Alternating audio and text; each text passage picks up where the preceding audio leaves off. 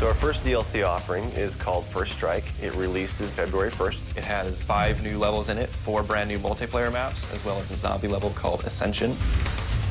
Kowloon is inspired by the single-player campaign level that was also set in Kowloon City, China, but the actual design and the layout and the geometry in the map is built from the ground up for MP. Kowloon is the only map that has zip lines, which will allow players to quickly get from point A to point B. The trade-off to that is that you're completely exposed while you're on the zip line. You can't use your weapon. It's going to get you to your location much faster, but there's also the risk that you're going to get shot.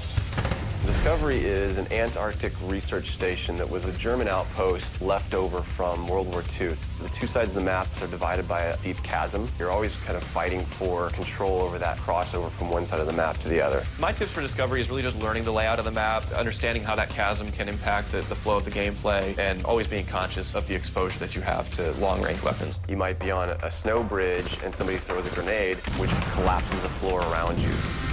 Our large map is Berlin Wall. This focuses on the Checkpoint Charlie area of Berlin. It puts you fighting on the 2 different sides of the wall. So you've got East Berlin versus West Berlin kind of thing going. Berlin Wall has certain attributes about it that if you use it right, you're going to have the competitive edge over your opponents. It has a lot of very long view distances. It's a really great map for snipers. There's some good high points, some good elevation there. And one of the unique aspects about Berlin Wall is that there's the no man's land in the middle. You can take the risk of going through no man's land to get a faster route, but there's a good chance you're going to get mowed down by the auto turrets.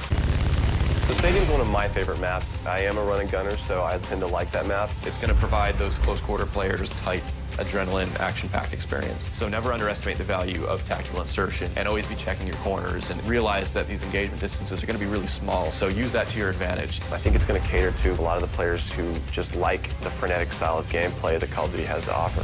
One of the big agendas with this map pack is we wanted to listen to the feedback that people have been giving about all the maps they've been playing with the release of the game. They want more verticality, more sniper opportunities. They really love the interactivity that we did. These are components that we wanted to bring back in a pretty big way in the first DLC offering. First Strike is going to be available February 1st for 1,200 Microsoft points, and it'll be available on Xbox 360 first.